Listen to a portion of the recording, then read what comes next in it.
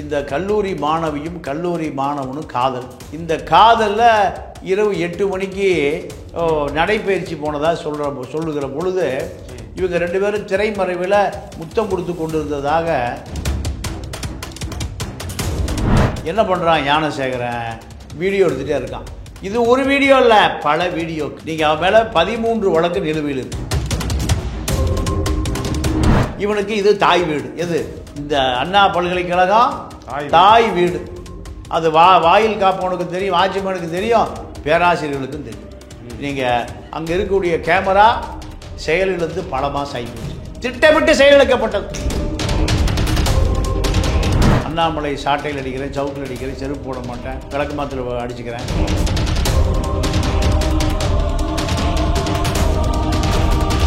அண்ணா பல்கலைக்கழகத்துக்கு நேர் எதிராக இருக்கு ஐஐடி. பாத்திமா லத்தீஃபா ஒரு ஐஐடி மாணவி தூக்கில் தொங்கினாங்க. கற்பழிக்கப்பட்டு தூக்கலையா, இல்லை 4 பார்ப்பன பேராசிரியர்கள் அடித்து கொல்லப்பட்டாரா, இப்படி பல பிரச்சனை. அங்கே இதுவரை பல பேர் தூக்கில் தொங்க விடப்பட்டு இருக்கிறார்கள் எங்கள் ஐஐடியில். ஐஐடி பக்கம் கொஞ்சம் திருப்பினா நல்லாயிருக்கும். அண்ணாமலை ரெகுலராக அவன் அங்கே பல பெண்களை சீரழிச்சிருக்கான். இப்படி ஒரு மர்ம தேசம். எது? அங்கே பல மர்ம கொலைகள் நடந்திருக்கு. அதை பற்றி யாரும் பேசுவதில்லை. பேசுவதற்கு துப்பும் துராணியும் தெம்பும் தைரியமே கிடையாது. காலையில் கையில் கட்டு போட்டிருக்கான், ஈவினிங் கையில் கட்டு இல்லை. அது எப்படி ஒரே நாளில் ஒரே கட்டே போலி கட்டு தான் அவன். அதாவது செயற்கையாகவே உருவாக்கப்பட்ட கட்டு. இந்த கட்டை யார் போட்டுக்கணும்னா, இந்த பெண்ணிடமிருந்து பிரிக்கப்பட்ட காதெல்லாம் உள்ள ஓடி பெட்ஷீட்டை போத்தி படுத்துட்டான். அவன் அங்கே போய் ஒரு 200, 300, 500 மாணவர்களை நீங்கள் திரட்டி இருந்தாலே அவனுக்கு மாவு கட்டு, உண்மையான மாவு கட்டு எங்கே போடப்பட்டிருக்கோம்? கல்லூரி வளாகத்துக்குள்ளே போடப்பட்டிருக்கோம். தமிழ்நாட்டு இளைஞர்கள் மாணவர்கள் அத்தனை பேருமே சூடு சொரண உப்பு உரப்பு இல்லாமல் இந்த திராவிட இயக்கம் ஆக்கி வச்சிருச்சு. அதுக்கு முந்தி இந்து மதம் ஆக்கி வச்சிருந்தது. ஞானசேகர் என்னங்கிறான், கொஞ்ச நேரம் பொறு, நான் பேசி சரி பண்ணி சம்மதப்படுத்திடுறேன் இன்னொருவனுக்கு விருந்தாக்குவது. இதையெல்லாம் காவல்துறை விசாரிக்கவே இல்லை.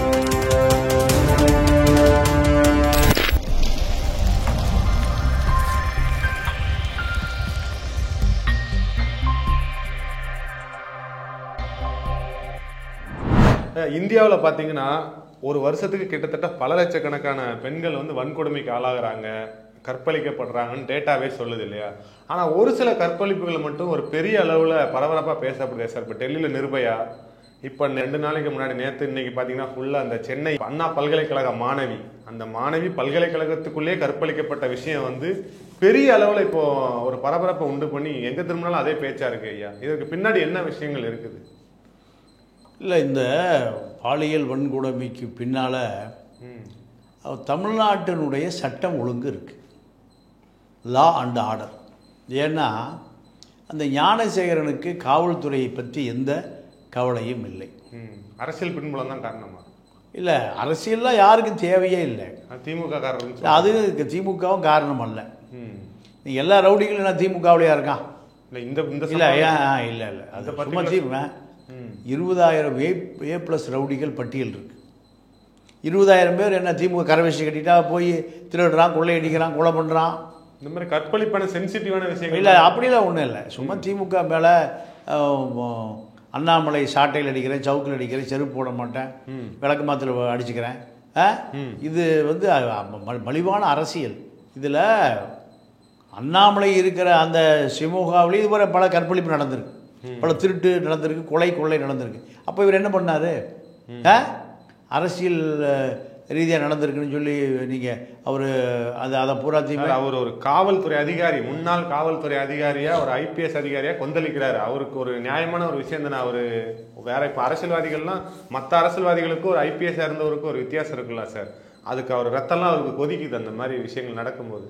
அண்ணாமலை அண்ணா பல்கலைக்கழகத்துக்கு நேர் எதிராக இருக்கு IIT, Indian Institute of Technology. அங்கே பாத்திமா லத்தீஃபா ஒரு ஐஐடி மாணவி தூக்கில் தொங்கினாங்க.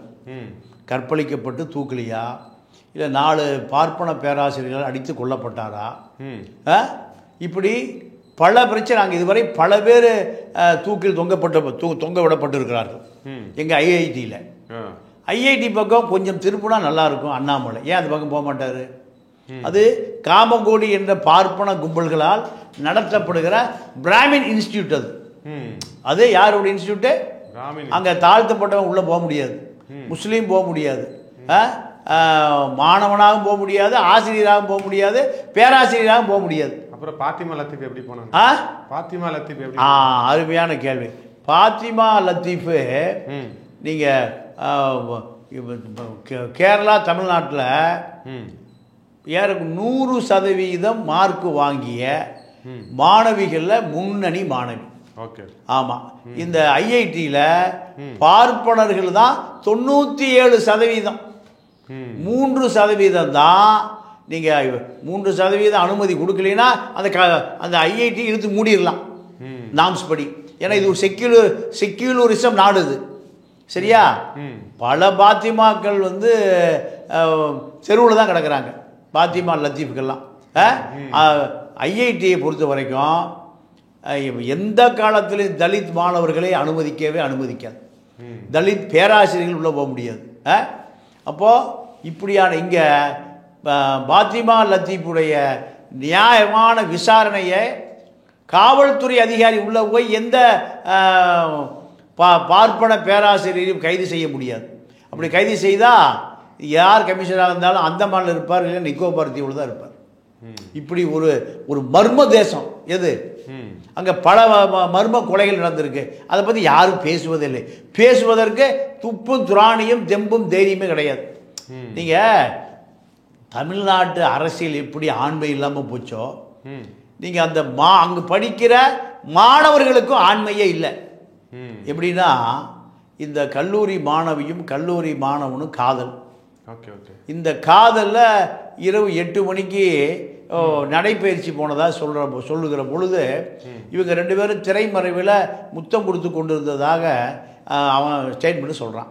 அப்போது உறுதிப்படுத்தப்பட்டு இறுதிப்படுத்தப்பட்ட தகவல்.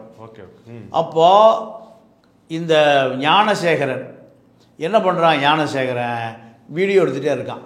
இது ஒரு வீடியோ இல்லை, பல வீடியோக்கள். நீங்கள் அவன் மேலே 13 வழக்கு நிலுவையில் இருக்குது. மகாபலிபுரத்தில் இதே போல் கற்பழிப்பு கேஸு, பாலியல் கேஸு, பல கேஸு நிலுவையில் இருக்குது. இவனுக்கு இது தாய் வீடு. எது? இந்த அண்ணா பல்கலைக்கழகம் தாய் வீடு. அது வாயில் காப்பவனுக்கும் தெரியும், வாட்ச்மேனுக்கு தெரியும், பேராசிரியர்களுக்கும் தெரியும். நீங்கள் அங்கே இருக்கக்கூடிய கேமரா செயலிலிருந்து பல மாதம் ஆகிப்போச்சு. திட்டமிட்டு செயல் இழக்கப்பட்டது. அப்போ இதன் பின்னணியில் யார் இருக்காங்க? பின்னணியில் கண்டுபிடிக்க வேண்டியது காவல்துறை. காவல்துறை தான் கண்டுபிடிக்கணும். இப்போ அந்த ஞானசேகர் என்னங்கிறான், கொஞ்ச நேரம் பொறு, நான் பேசி சரி பண்ணி சம்மதப்படுத்திடுறேன் இன்னொருவனுக்கு விருந்தாக்குவதற்கு. இதையெல்லாம் காவல்துறை விசாரிக்கவே இல்லை. ஆனால் ஃபோன்லேயே பேசலை. இல்லை, அதாவது அந்த பொண்ணு அந்த இடத்துல இருந்ததா? கமிஷனர் அந்த இடத்துல இருந்தாரா? யார் அந்த இடத்துல இருந்தாங்க? அந்த பொண்ணு பாதிக்க இல்லை, கமிஷனர் அங்கே உட்காந்து டேப் பண்ணிட்டு இருந்தாரா? பாதிக்கப்பட்ட பெண். இதை அரசியல் மயப்படுத்த ஆக்குறார் எடப்பாடியும் அண்ணாமலையும். அதனால் சீக்கிரம் இதை முடிச்சு அவனை இங்கே மாவு கட்டு போட்டு கொண்டு வர காரை பார்த்தீங்களா? அது காலையில் கையில் கட்டு போட்டிருக்கான், ஈவினிங் கையில் கட்டு இல்லை. அது எப்படி ஒரே நாளில்? ஒரே கட்டே போலி கட்டு தான் அவன். அதாவது செயற்கையாகவே உருவாக்கப்பட்ட கட்டு. இந்த கட்டை யார் போட்டுக்கணும்னா, இந்த பெண்ணிடமிருந்து பிரிக்கப்பட்ட காதலாம் உள்ள ஓடி பெட்ஷீட்டை போத்தி படுத்துட்டான். அவன் அங்கே போய் ஒரு 200, 300, 500 மாணவர்களை நீங்கள் திரட்டி இருந்தாலே அவனுக்கு மாவுக்கட்டு, உண்மையான மாவுக்கட்டு எங்கே போடப்பட்டிருக்கோம்? கல்லூரி வளாகத்துக்குள்ளே போடப்பட்டிருக்கோம். தமிழ்நாட்டு இளைஞர்கள் மாணவர்கள் அத்தனை பேருமே சூடு சொரண உப்பு உரப்பு இல்லாமல் இந்த திராவிட இயக்கம் ஆக்கி வச்சிருச்சு. அதுக்கு முந்தி இந்து மதம் ஆக்கி வச்சிருந்தது. இப்போ இந்து மதம் 1000, 2000, 3000 ஆண்டுகளில் செய்த இந்த மலிவான கோட்பாடை தமிழர்களை நீங்கள் வலுவிளக்க வைத்து சூடு சொரணை இல்லாமல் யுத்தம் பண்ண தெரியாமல் அவர்களை எவனாவது அடித்தா நேரம் வீட்டுக்கு போயிடலாம். இதை 75 ஆண்டு காலத்தில் திராவிடம் முடிச்சு வச்சிருச்சு. சமூக விரோதி ஒருத்தன் கூடுனான்னா கேரளாவில் கட்டி போட்டு காவல்துறை பண்ணி விட்டுருவான். இங்கே தப்பிச்சு ஓடி போயிடுவான். உலகத்தை தென்கிழக்கு ஆசியாவையே கட்டி ஆண்ட தமிழை என்னைக்கு இவன் இந்து மதத்தில் சேர்ந்தானோ, இந்து மதமாக மாறினானோ, இந்து மதம் என்பது பார்ப்பன மதம். கடமையை செய் பலனை எதிர்பார்க்காத, வேலை செய் கூலியை கேட்காத, அடிமையாக கிடந்து சாவு, இதுதான் இந்து மதம். அப்போது தென்கிழக்கு ஆசியாவை வென்ற தமிழன் சண்டைக்கு போகாமல் சாப்பிட்டு படுத்துட்டான். இப்போ கண்ணுக்கு முன்னால் தன்னுடைய காதலி மனைவி தான் எதிர்காலத்தில் அவளை கற்பழிக்கும் போது ஓடி பெட்ஷீட் போத்தி கொடுத்துட்டான். இதுக்கு ஒரு முகமதியை அப்படி செஞ்சுருக்க மாட்டான். ஒரு முகமதியா கோடம்பாக்கம் சேகர் எம்பூரத்துக்கு முன்னாடி ஒரு கல்லூரி மாணவியை ஒரு காவல்துறை, நான் கண்ணால் பார்த்தது, ஒரு முஸ்லீம் மாணவியை ஒரு காவல்துறைக்காரன் அதை ஒரு பாலியல் வன்புணர்வுக்காக அழைக்கிறான், கூப்பிட்றான், தொந்தரவு பண்ணுறான். அந்த பொண்ணு அழுதுட்டு போய் ஒரு 100 அடியில் இருக்கிற பள்ளிவாசல் சொல்லுது, முஸ்லீம் பள்ளிவாசலில் வீரமிக்க இளைஞர்கள் வந்து அந்த போலீஸ்காரனை யூனிஃபார்மோட அடிச்சு இழுத்துட்டு போனதை நான் பார்த்தேன். இப்படி தமிழ் இளைஞனை காமிச்சிருங்க, தமிழ்நாடு முழுக்க சுத்துங்க, அவனா ஒருத்தர் காமிங்க. இல்ல இப்ப டெல்லியில பாத்தீங்கன்னா ஒரு பொண்ணை வந்து நிர்பயா இல்ல, ஒரு பொண்ணு, அது பேர் சொல்றேன், அந்த பொண்ணு வந்து காதலிக்க மறுத்ததுக்காக நடுரோட்ல வச்சு கோடாரியால கண்டதுண்டமா வெட்டினது ஒரு முஸ்லீம் தான். ஒரு முஸ்லீம் தான் வெட்டினான். அதுக்கப்புறம் பாத்தீங்கன்னா இப்ப பெங்களூர்ல ஒரு வீட்டுக்குள்ள ஒரு பெண்ணை, ஒரு இந்து பெண்ணை வந்து ஃப்ரிட்ஜுக்குள்ள 58 துண்டமா கண்டதுண்டமா வெட்டி அவளை புதைச்சு வச்சுட்டு போனது ஒரு முஸ்லீம் தான். இப்ப நம்ம ஒரு குறிப்பிட்ட சமூகத்தை பத்தி பேசும்போது அது தவறா போவாதா? இல்ல, தவறு இல்ல. நீங்க இந்து மதத்துல கோழைகள் உருவாக்கி வச்சிருக்க. நீங்க காஷ்மீர்ல ஒரு 7 வயசு பொண்ணை, முஸ்லீம் பொண்ணை ஒரு வாரம் அடைச்சி வச்சு கற்பழிக்கிறான்னா அதாவது நீதிமன்றத்தில் போராடக்கூடிய வழக்கறிஞர்களும் அதுக்கு ஆதரவா இருக்கான்னா மிருகங்களை பேசித்தான் ஆகணும். இந்து மதத்தை பேசித்தான் ஆகணும். எல்லா மதத்திலும் கிடையாது. நீங்க அந்த மதத்துக்கு ஆதரவா இருக்கீங்க, அந்த எல்லா மதத்திலும் கிடையாது. பொதுவாக இல்ல சார், இல்ல நீங்க RSS ஆளா இருக்கீங்க. அதாவது குஜராத்தில் 2000 முஸ்லீம்களை அரசாங்கமே கொள்ளுது. யார் கொள்றா? மோடி அரசாங்கமே கொள்ளுது. அப்போ அவங்க கோத்ரா ரயில் எரிப்பை கோத்ரா ரயில் எரிப்பை RSS நடத்தினதானே? 60 பேரை கொன்றதே RSS தான். இதை ஆய்வு செய்து குறும்படம் எடுத்து செத்து போயிட்டான். காந்தியவே உங்களால ஏற்றுக்க முடியலையே. உங்க மாதிரி RSS ஆட்கள் காந்தியவே ஏற்றுக்கொள்ள முடியலையே. அதனால கோமணம் தான் மிச்சம் வச்சிருந்தார். ஏதாவது இருந்துதா? இந்த கோமணம் வச்சிருந்தவனே உங்களால ஏற்றுக்கொள்ள முடியல. பதில் சொன்னா இப்படி சொல்லிருந்தீங்க. பதில் இல்ல, உங்களுடைய அரசியல் அறிவே அப்படித்தான் இருக்கு. அந்த ஓடி போய் பெட்ஷீட் போய் படுத்துக்கிட்டான்ல பையன், அதே அறிவு தான் உங்களுக்கு இருக்கு. அவன் அங்க கல்லூரி ஹாஸ்டல்ல விடுதியில 500 மாணவர் இருந்திருக்கான்.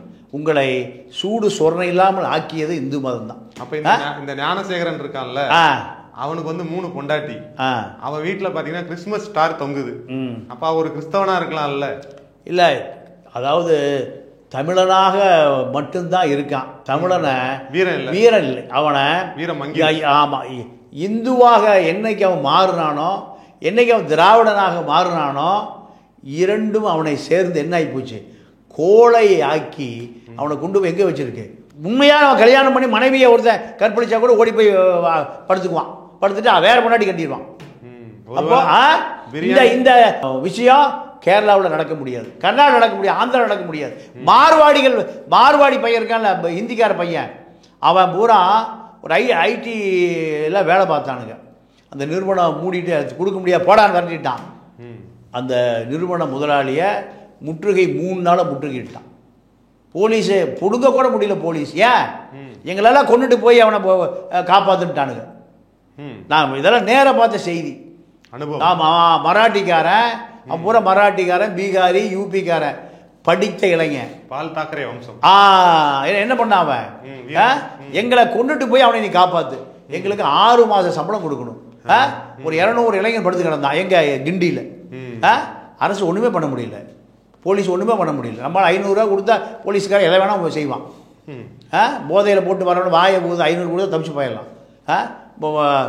1000 ரூபா கொடுத்தா காரில் சரக்கோட வரவன் தப்பிச்சு போயிடலாம். கஞ்சா எப்படி இத்தனை மூட்டை வருது தமிழ்நாட்டுக்குள்ள, காவல்துறை தெரியாமையே வருது. அதனால அத்தனை தவறுகளுக்குமே காரணம் நீங்கள் இந்த ஞானசேகரனை பொறுத்த வரைக்கும், ஞானசேகரன் குற்றவாளியாக மாறி 13 வழக்குகளை நிலுவையில் வச்சிருக்கான்னா காவல்துறை தான் காரணம். இந்த ஞானசேகரன் தொடர்ந்து இது போன்ற பாலியல் வல்லுறவுகள் செய்ததுக்கு எந்த வழக்கிலும் அவன் தண்டிக்கப்பட்டு சிறையில் போய் தண்டனை அனுபவிச்சிருந்தான்னா அவன் 13 வழக்குக்கு 13 வருஷம் ஆயிருக்கும். வெளியே வரும்போது அவனுக்கு 50 வயசு ஆயிருக்கும். இல்லை 3 பொண்டாட்டி இருந்துகிட்டுமே ஒருத்தர் இவ்வளோ இல்லைங்க, காவல்துறையில் அவனுக்கு நடவடிக்கை இல்லை 30 பொண்டாட்டி வச்சுக்குவான், 30 பொண்டாட்டி வச்சுக்குவான். அப்போ இதுதான் அவனுக்கு முழு நேர வேலை, முழு நேர வேலையே இதுதான். பிரியாணி கடை.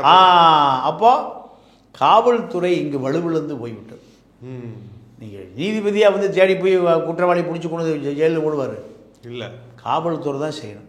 அப்போ காவல்துறை தகுதி இழந்ததுனால தான் A+ ரவுடிகள் 20,000 பேரை தமிழ்நாடு காவல்துறை பட்டியல் வச்சிருக்கு. எவ்வளோ பேர்? 20,000 பேர். A+ 2,000 பேர். அதாவது கொலை வழக்கு 10 நிலுவையில் இருக்கு, 10 கொலை வழக்கு முயற்சி 10 வழக்கு நிலுவையில் இருக்குன்னா அப்போ காவல்துறை தான் முழு பொறுப்பு. காவல்துறைக்கு தான் இந்த குற்றவாளிகளை உருவாவதை ஐரோப்பா நாடுல பூரா 2 கேஸுக்கு மேலே வந்து நான் காலில் ஒரு சிப்பை வச்சு தைச்சி விட்டாரான். இவன் எங்கே இருக்கான் என்ன பண்ணுறான்னு கண்காணிச்சிட்டே இருக்கான் காவல்துறை. இங்கே 25 வழக்குன்னு சொன்னால் காவல்துறையை கலைச்சிட்டே போயிடலாம், காவல்துறையை கலைச்சி விட்டே போயிடலாம். இப்போது அந்த வளாகத்துக்குள்ளே போய் ஒரு யூனிவர்சிட்டிக்குள்ளே நம்ம ஈஸியாக நுழைய முடியாது இல்லையா, இவ்வளோ செக்யூரிட்டி ஃபோர்ஸஸ் இருக்கும். அவன் அசால்ட்டாக உள்ளே போய் இவ்வளோ பெரிய ஒரு கொடூரமான சம்பவத்தை செய்கிறான் அப்படின்னா எத்தனை நாள் அதை நோட்டம் போட்டு விட்டுருப்பான். அந்த நோட்டமெல்லாம் ரெகுலராக அவன் பண்ணுறான். நீங்கள் நோட்டமெல்லாம் வந்து இப்போ ரொம்ப ரிஸ்க் எடுத்து கஷ்டப்பட்டு ரெகுலராக அவன் அங்கே பல பெண்களை சீரழிச்சிருக்கான்.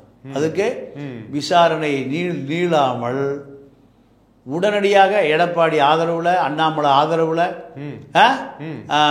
அத்தனை பேருடைய ஆதரவில் தான் அரசு சீக்கிரம் முடிச்சுக்கிச்சு.